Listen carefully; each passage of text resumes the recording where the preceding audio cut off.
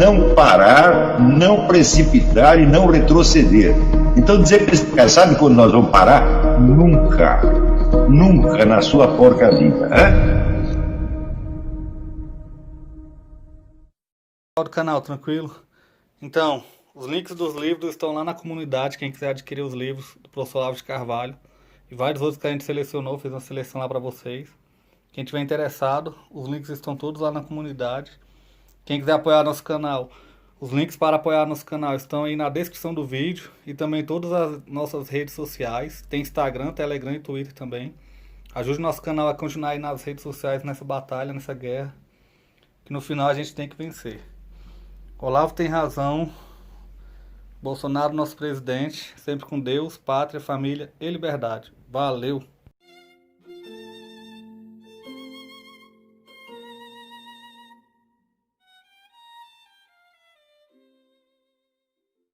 Esse Plano Nacional de Segurança Pública, ele decreta lá uma série de medidas que se tornarão obrigatórias, porque a coisa é fundada num acordo internacional, e acordo internacional tem o valor de preceitos constitucionais, de modo que o próximo presidente, seja ele quem for, não poderá escapar do que está ali decidido, o que significa que se o presidente for Bolsonaro e esta coisa for aprovada, então ele estará com as duas mãos amarradas para cuidar do problema da segurança pública. O plano traça uma série de medidas maravilhosas, geniais, que, se derem todas certas, os próprios autores do plano calculam que reduziria no Brasil a violência assassina em 3,5% ao ano. A porcentagem é ínfima, mas se torna menor ainda quando você se lembra que a violência assassina cresce 4,1% ao ano. Isso quer dizer que, se o plano der certo, a violência assassina vai aumentar. E os caras escrevem isso e não dão o menor sinal de ter percebido que tem algo de errado no plano.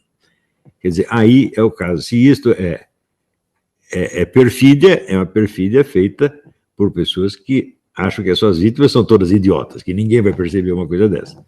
Porém, mais provavelmente, o próprio autor do plano é um analfabeto funcional e ele não percebe o que ele está fazendo, não percebe o horror que ele está nos propondo. E tem uma outra série de medidas, são centenas, né, que prosseguem no mesmo critério atualmente vigente de proteger os grupos vulneráveis, né? Então, cuidar muito do feminicídio, do assassinato de negros, índios, gays, etc., né?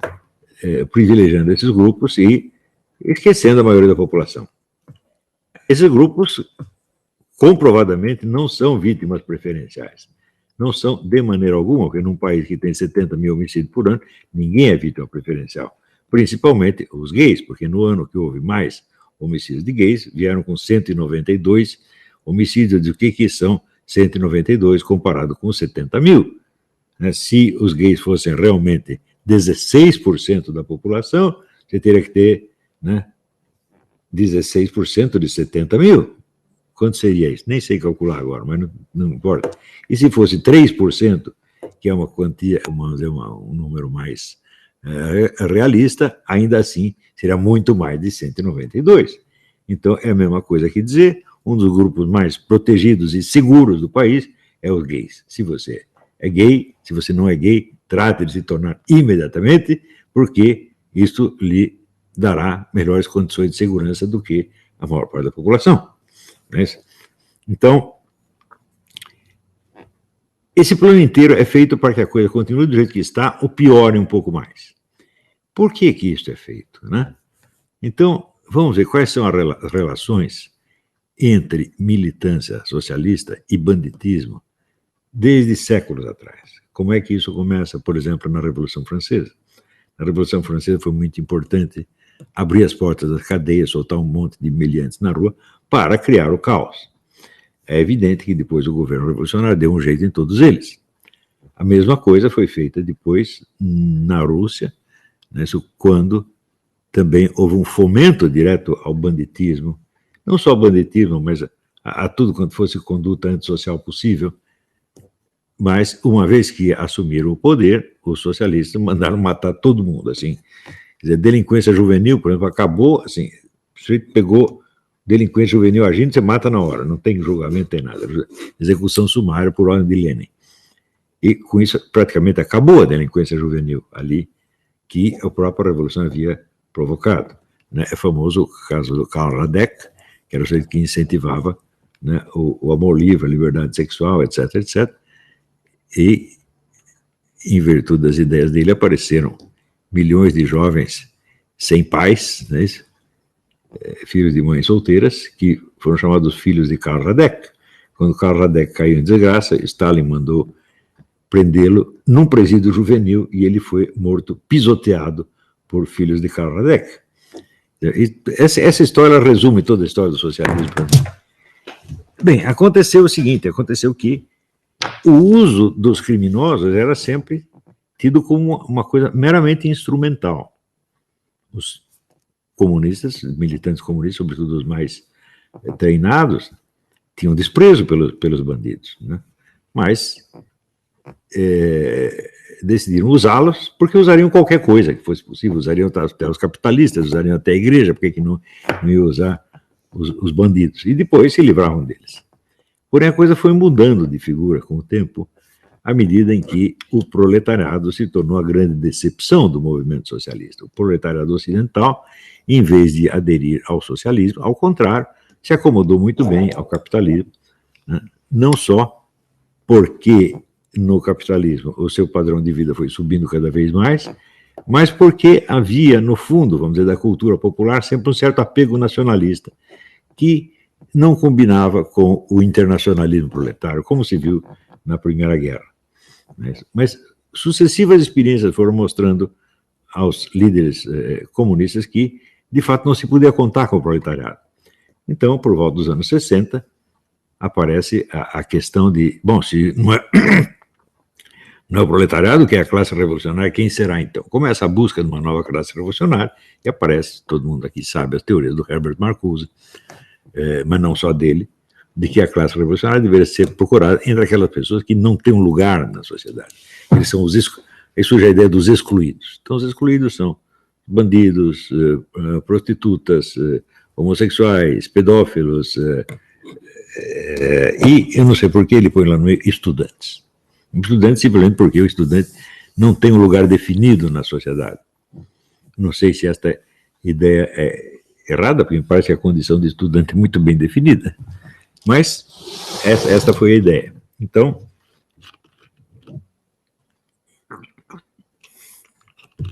nesse primeiro momento, então, a chamada classe revolucionária ainda continuava distinta da liderança revolucionária.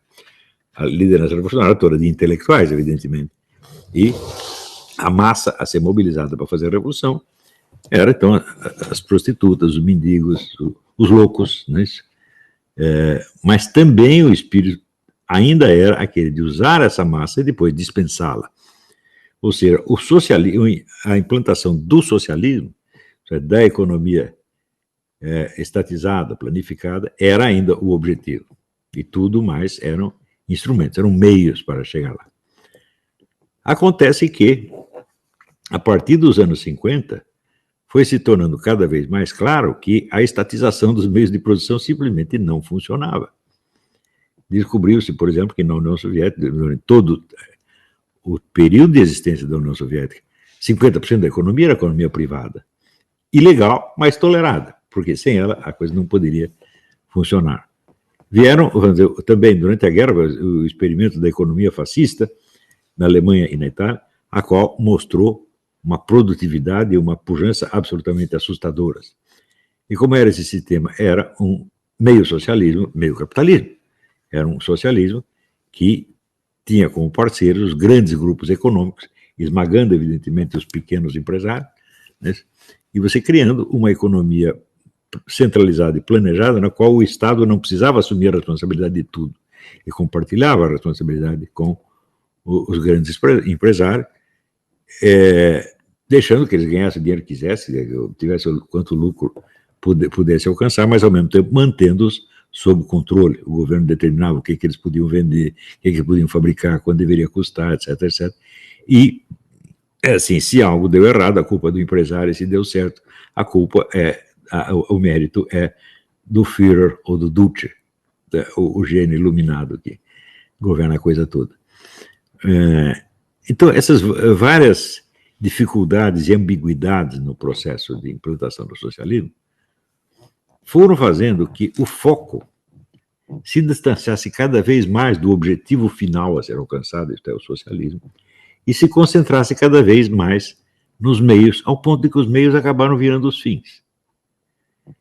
Hoje em dia você tem milhões e milhões e milhões de militantes socialistas que não têm a menor ideia do que é socialismo e que jamais pensam em socialismo, mas pensam nos direitos dos gays, nos direitos dos negros, nos direitos dos índios, etc, etc. Então, esse culto das minorias se tornou o centro do movimento esquerdista. Bom, acontece que esses movimentos, esse tipo de reivindicações não prejudica em nada o poder socialista, o poder capitalista, e ao contrário, o fortalece. Por quê? O capitalismo está constantemente ampliando a sua faixa de mercado, criando novas faixas de mercado. Então, favorecendo a prosperidade dessas massas ditas discriminadas e integrando-as na economia, de algum modo. Ao ponto de que o funcionamento do conjunto da economia se torna uma espécie de coisa perfeita, que não tem como deixar de funcionar, não tem como não funcionar. O que é o que se vê hoje na maior parte dos países do Ocidente, mas também na China. Então, podemos dizer, eles pegaram a economia fascista sem o ranço nacionalista e fizeram a economia fascista internacional, a qual funciona. Então, essa é a mesma coisa que dizer, olha, a economia liberal nunca chegou a existir, propriamente dita. A economia socialista também não. A única economia que já existiu foi a economia fascista. Tá certo? E ela, evidentemente, funciona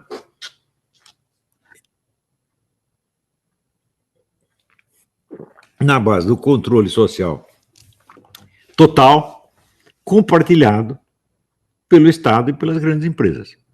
Hoje em dia nós vemos claramente que para você implantar um controle social de tipo socialista, você não precisa ser o Estado, uma empresa pode fazer isso.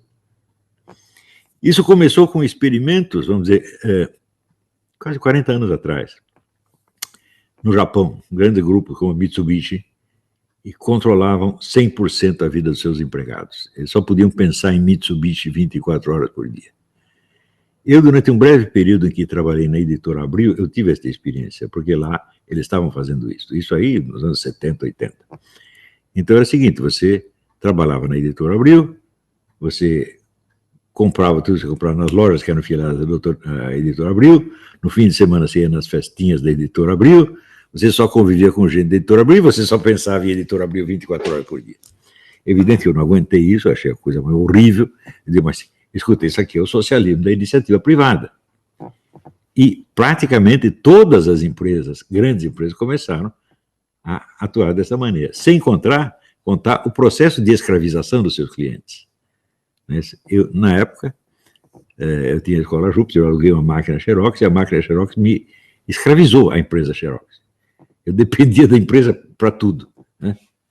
E eu fui vendo aos poucos, por experiência pessoal, por coisa que eu fui lendo, eu falei, não, peraí, isso aí não é uma coincidência, isso não é um curso espontâneo que as coisas tomaram, alguém pensou tudo isso. E a gente vai ver que hoje, quando você vê esses processos de controle social usados pelo Google, pelo Facebook, pela Apple, por um monte de empresas, você vê que nós estamos em pleno socialismo da iniciativa privada. Quer dizer, cada um cria a sua área de controle, associada ao Estado, amparada pelo Estado, associada ao Estado, mas ela não se integra no Estado, ela preserva uma certa liberdade de ação, sem a qual a atividade econômica não é possível. Então, isso quer dizer que o capitalismo e o socialismo, realmente, eles se aliaram, eles criaram uma mescla, a chamada terceira via, que apareceu. A terceira via não é uma proposta, a terceira via é uma realidade, é onde nós estamos vivendo. O mundo inteiro está na terceira via. Mas se a terceira via não é nada melhor do que nós estamos vendo, ela é exatamente isso. É um sistema de controle social total, com muitas agências diversas atuando sobre a massa. baseada no quê? Baseada numa unidade ideológica, tá certo? Que a ideologia é a mesma, é a ideologia das minorias, eles chamam isso é a democracia. Então, entende dentro da democracia como ampliação dos direitos, quer dizer, você vai promulgando cada vez mais direitos, e os direitos requerem, evidentemente, cada vez mais controle social. Então, em nome da liberdade, você vai controlando a massa cada vez mais, até em detalhes da sua vida pessoal.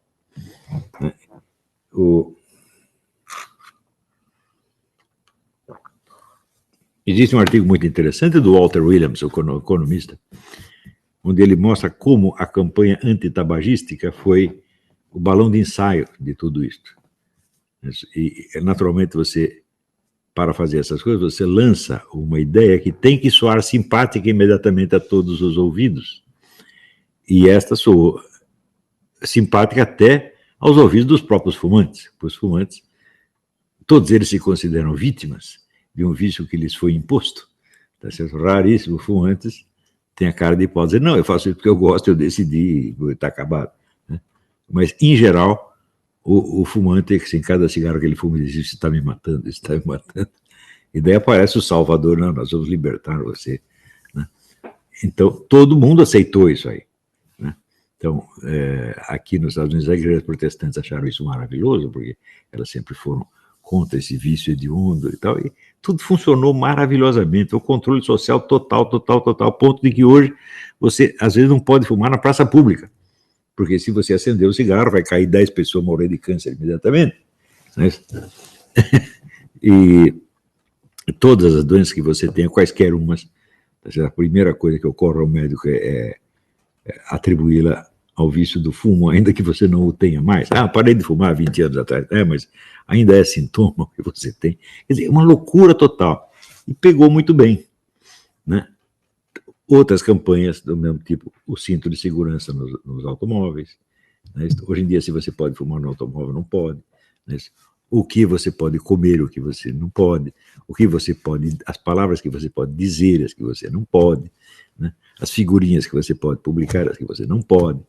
Então, é um controle social avassalador, que vai avançando para todas as dimensões da existência. E isso não é o Estado centralizador, é o Estado junto com as empresas capitalistas. Isso quer dizer que a antiga ideia de opor ao comunismo o livre mercado é totalmente furada. Por quê? O comunismo é 100% compatível com a iniciativa privada. Ele só não é compatível, vamos dizer, com os valores morais e culturais que favoreceram o surgimento e crescimento da iniciativa privada, mas que hoje não são mais necessários, porque a iniciativa privada tem novas bases culturais e psicológicas cristalizadas na ideologia do politicamente correto. Entenderam? Então, hoje, todos estes expedientes que em outrora tiveram uma função meramente estratégica ou tática para favorecer o socialismo, se transformaram no substituto do socialismo. O socialismo não vai chegar jamais, ele não precisa e não pode chegar. O que vai continuar é este sistema do controle social cada vez mais opressivo em nome de valores declaradamente liberais. Então, se você lê esse plano, eu sugiro que ouçam esse vídeo, assistam esse vídeo do professor Ricardo Felício, onde ele examina ponto por ponto desse plano de segurança pública. Você vê que esse plano, ninguém pode dizer esse é um plano comunista. Não tem como dizer. Porque tudo é para a defesa da democracia, dos direitos humanos, etc, etc, etc. E, no entanto, o resultado da aplicação, o que é? É a economia comunista? Não, ninguém quer mais a economia comunista. Nem os comunistas querem, porque eles sabem que é impossível. O que eles querem? Exatamente esta economia de terceira via, que está funcionando muito bem para eles e para os capitalistas, e que dá a todos os meios de impor um controle social como os tiranos da antiguidade jamais teriam imaginado. Se você fala isso para Gengis Khan, olha, tem aqui um negócio que você vai controlar a conduta das pessoas dentro da casa delas. Eu acho que ele nem entenderia do que estava falando. Eu oferecesse isso para Gengis Khan, para Júlio César, para Alexandre o Grande, né? Isso ultrapassava a imaginação. E, no entanto, hoje, isso é a realidade de todos os dias.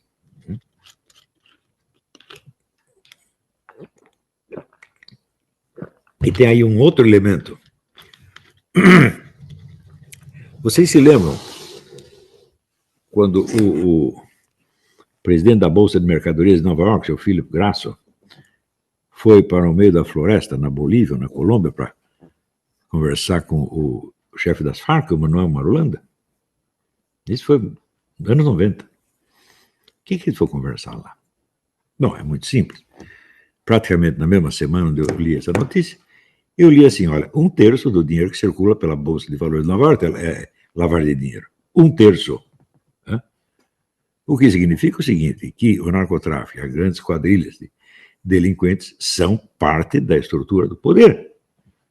Então, não são só partidos comunistas e grandes empresas, mas grandes grupos mega delinquentes. Esse é o sistema aqui sobre o qual todos os países do Ocidente estão. Como está a coisa na China, no mundo islâmico e na Rússia, precisaria estudar mais um pouco. Mas parece que na Rússia também não há muita diferença entre o governo russo e a máfia russa. E no mundo islâmico a coisa é muito mais complicada. Mas este é o sistema no qual nós estamos atualmente. E, para lidar com isso, é preciso ser muito esperto e muito atento. Não dá mais para você raciocinar na base de slogans. Então, por exemplo, slogans liberais, de que a liberdade de mercado é a base de todas as outras liberdades. Não, não é. Ela é uma condição necessária para toda a liberdade, mas não é nem suficiente. E aí, pessoal, estamos mandando aí caneca para todo o Brasil. Muito obrigado ao pessoal que ajuda o nosso canal aí adquirindo as canecas. Também é uma forma da gente interagir. Muito obrigado. Também valeu aí pelas dicas, pelos comentários aí positivos ao nosso canal. Muito obrigado mesmo. Isso aqui é uma forma da gente manter o canal no ar. Tranquilo? Tamo junto aí, galera. Forte abraço. Muito obrigado a todos. Quem quiser é só encomendar. Essa daqui já vai para São Paulo, Rio de Janeiro. Todo o Brasil a gente manda. Valeu, tamo junto. O que a direita não aprende comigo, a esquerda pelo menos tenta aprender.